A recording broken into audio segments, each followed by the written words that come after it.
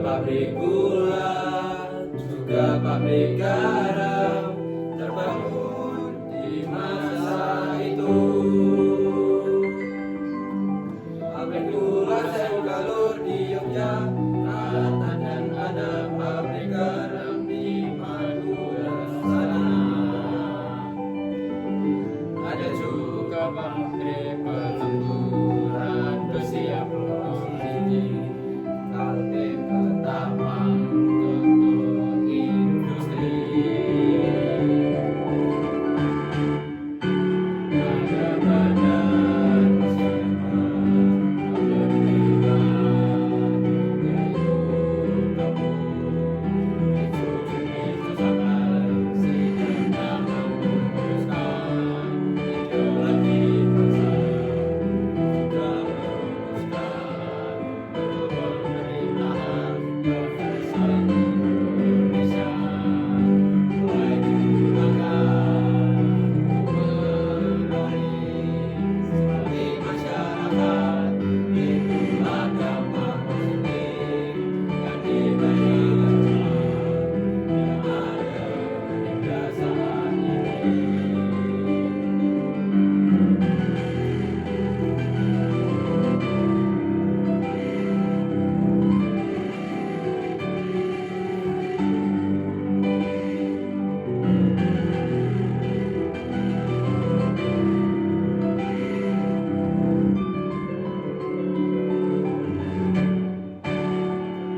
Dampak negatifnya sangat terasa, membuat rakyat menjerit-derita.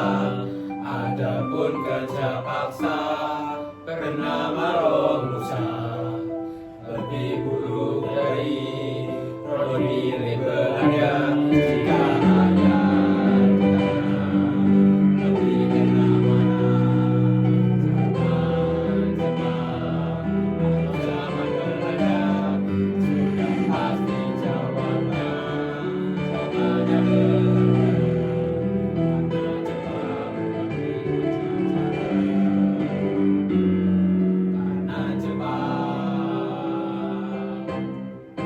di sekitar.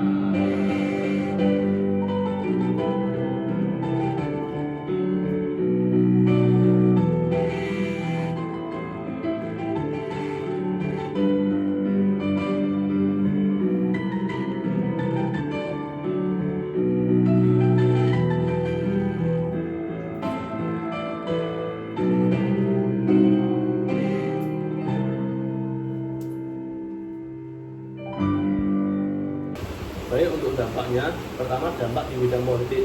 Yang pertama, munculnya kesadaran nasionalisme.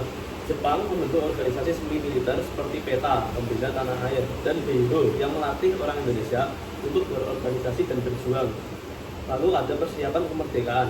Jepang membentuk BPUPKI dan PPKI yang kemudian berperan penting dalam mempersiapkan kemerdekaan Indonesia. Lalu ada warisan struktur pemerintahan. Sistem pemerintahan modern yang lebih tersentralisasi mulai diperkenalkan. Banyak konsepnya masih digunakan hingga sekarang. Lalu yang kedua ada dampak di bidang ekonomi. Antara lain yaitu ekonomi perang. Masa pendudukan memperkenalkan sistem ekonomi mobilisasi sumber daya, mempengaruhi kebijakan ekonomi nasional pasca kemerdekaan. Lalu ada kerusakan infrastruktur. infrastruktur rusak parah akibat eksploitasi yang menjadi tantangan besar setelah kemerdekaan. Lalu ada pengembangan industri lokal. Meski terbatas, Jepang mendirikan beberapa pabrik kecil untuk memenuhi kebutuhan perang yang menjadi cikal bakal industri dalam negeri. Yang ketiga, ada dampak di bidang sosial dan budaya. Yang pertama, bahasa Indonesia. Jepang mendorong penggunaan bahasa Indonesia sebagai alat komunikasi resmi yang memperkuat peran bahasa ini sebagai simbol persatuan. Lalu ada perubahan sistem pendidikan. Pendidikan dimodernisasi meskipun terbatas dan berorientasi pada propaganda Jepang, namun mendorong lahirnya generasi terdidik baru. Lalu ada penderitaan rakyat. Kerja paksa atau rumusya membuat kekurangan pangan dan tekanan militer, menyebabkan trauma sosial yang berpengaruh hingga generasi sekarang. Lalu yang keempat ada dampak di bidang militer. Ada pembentukan militer nasional. Banyak tokoh militer Indonesia setelah kemerdekaan adalah bekas anggota PETA dan BINDO yang terlatih dalam organisasi militer modern. Lalu ada strategi perang gerilya. Teknik dan taktik gerilya yang diajarkan Jepang banyak diterapkan pada perang kemerdekaan. Yang terakhir ada dampak psikologis dan identitas nasional. Trauma kolektif, kekejaman dan tekanan dari tentara Jepang menanamkan memori kelam yang tetap dikenang dalam sejarah nasional. Lalu yang terakhir ada kebangkitan harga diri bangsa Indonesia. Pendudukan Jepang mengubah pola pikir rakyat Indonesia.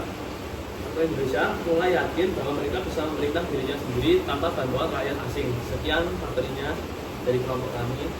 Assalamualaikum warahmatullahi wabarakatuh.